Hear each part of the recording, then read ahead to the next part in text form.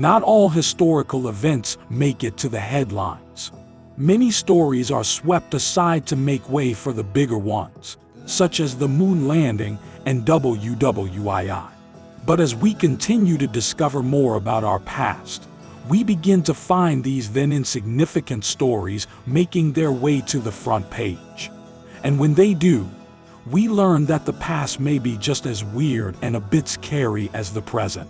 In today's episode, we will be unveiling 5 of the weirdest times in history that you probably won't believe. Let's go.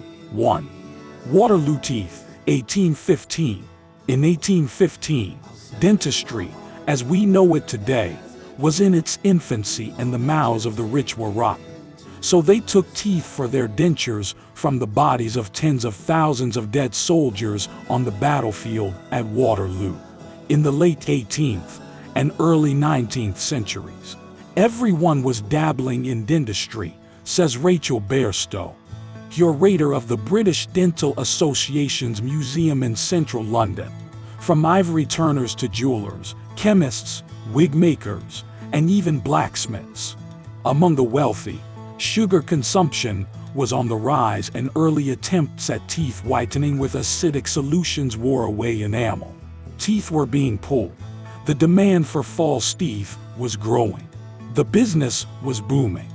There is evidence from the years before the Battle of Waterloo, says Bairstow, that early dentists did place human teeth in dentures, and cartoons from the period like the one from Thomas Rowlandson in 1787 show teeth of the poorest in society being yanked out. They were live donors for the benefit of more wealthy dental patients. An ivory denture with human teeth could cost over £100. Without human teeth, it was cheaper but still financially out of reach for most people. Despite the huge cost, because the dentures were likely to have been put into unhealthy mouths, they probably would not have lasted very long. 2. Foot binding, 1219. As a child, you've read the story of Cinderella. In the fairy tale, the prince looks for a girl whose foot will fit into a tiny shoe. The evil stepsister cuts off a part of her foot so she can squeeze it into a shoe and be able to marry a prince. You've probably thought how stupid and cruel the stepsister was to cut her own body just to marry a wealthy guy. For centuries, more than half of women in China had their feet broken and bound to make them as small as possible. Small feet were a status symbol, a sexual fetish, a mark of beauty, and a way to a good marriage. The foot binding was done when the girls were between 4 and 10 years old. Feet were soaked in a warm mixture of herbs and animal blood to soften them. The toenails were peeled off to prevent ingrowth. The toes except the big one were curled under and broken by being squeezed into the sole of the foot. The arch of the foot was then forcibly broken to make the foot straight with the leg. Young girls screamed from agonizing pain caused by their toes being broken and their toenails being peeled away. It was advised that a professional foot binder did the binding. The mothers were not the best choice since they felt too much empathy for their suffering daughters and wouldn't tie their feet strong enough. Every few days, the feet were unbound and cleaned to prevent infection of the broken feet. Also, the rotten flesh was removed. 1 out of 10 girls died because of the infections. However, there were other, more important, reasons for the practice of foot binding. Men were interested in women with small feet because the bound feet made the women dependent, used to suffering, and a life of servitude. Since such women were literally disabled, they stayed at home and thus didn't interact with other men. Small feet were a status symbol. The small feet prevented women from working. Therefore, this signaled they were well off. It showed to everyone that a man was rich since he could afford a wife who couldn't work. Another reason for binding feet, especially in villages, was a need for cheap workers. Young girls had to do weaving, a work that required sitting still. If they had damaged feet, it was rather easy to force them to sit and do the weaving. 3. Knocker-uppers. Imagine you have to wake up by yourself every day, with no alarms and nothing to help cut your beautiful short dream even shorter. Yet, it was just like that before the 1970s. There were alarm clocks. There were knockers up who were hired to shoot dried peas from a blowgun at people's windows in order to wake them up in the morning. Until the 1970s, in some areas, many workers were woken by the sound of a tap at their bedroom window. On the street outside, walking to their next customer's house would be a figure wielding a long stick. The knocker-upper was a common sight in Britain, particularly in the northern mill towns, where people worked shifts, or in London, where dockers kept unusual hours, ruled as they were by the inconstant tides. While the standard implement was a long fishing rod-like stick, other methods were employed, such as soft hammers, rattles, and even pea shooters. During the industrial age, people toiled at unusual hours in mines or factories.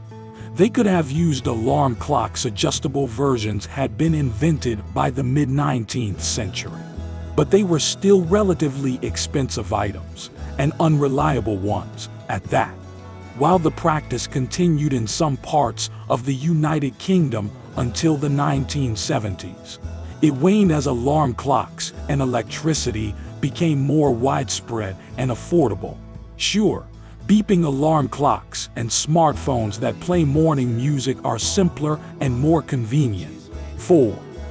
The Anglo-Zanzibar War, August 27, 1896.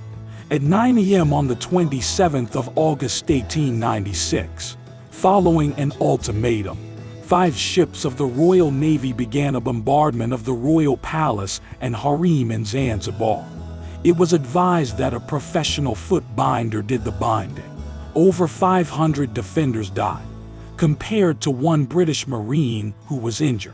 Thus ended what is widely regarded as the shortest war in history. The immediate cause of the war was the death of the Sultan of Zanzibar, Hamad bin Thuwaini, on the 25th of August. His nephew, Khalid bin Bargash, seized power, but he was regarded by the British as far too independent. They preferred Hamad bin Muhammad. In the best tradition of gunboat diplomacy, an ultimatum was issued at 8 a.m., giving Khalid an hour to surrender and leave the palace. When the ultimatum expired, the bombardment began, and a force of Marines was landed on the shore. As the shells landed, Khalid bin Bargash fled the palace seeking safety in the German consulate, from which he was quickly and in secret shipped out of the country. Order was restored, and Britain's preferred ruler Hamad bin Muhammad was installed as Sultan of Zanzibar, where he ruled, with British assistance, until his death in 1902. This is just another successful example of Britain getting its way and making sure the informal empire worked in Britain's interests rather than, in this case, the interests of the Zanzibar ruler. 5. Caligula. The story of Caligula has long been about the corruption of absolute power, murderous madness, and sexual perversion. But the history of the Roman emperor's reputation is far more seductive than the mundane reality. Though he ruled Rome as emperor for only 4 years, Caligula has been immortalized as one of history's most cruel and erratic leaders. Earning the nickname Caligula Little Boots in childhood, he would be immortalized as one of Rome's cruelest and most erratic leaders, even though he was only emperor for 4 years. Among the most famous incidents of his reign, he allegedly tried to make his horse a consul and was said to have declared war on the god of the sea, Neptune. At first, Caligula's reign was well received. He freed those his predecessor had unjustly imprisoned and eliminated a universally unpopular tax. 6 or 7 months into his reign, however, everything changed. Caligula fell so ill that he teetered between life and death for a solid month. He did recover in October of 37 AD, But whatever had ailed him had apparently left him largely unrecognizable. Indeed, Caligula killed anyone who displeased him, regardless of how close they were to him. He executed his cousin and adopted son, Tiberius Gemellus, but it was the other members of the Roman Senate who appeared to suffer the most. Caligula allegedly executed 2 consuls for forgetting his birthday. It was virtually impossible for senators to decipher how Caligula might react to any given matter. It's said Caligula forced the parents of those he executed to watch their children die, that he ordered the heads of various statues removed and replaced with his own, and that he seemed to have more affection for his horse, Incidents, than for even his wife or daughter. Caligula treasured the steed so much that he gave it its own house with an ivory manger and a marble stall. Which of these weird histories would have been fun to experience? Definitely not the reign of Caligula, but let me know in the comment section. And don't forget to like and subscribe for a more exciting video.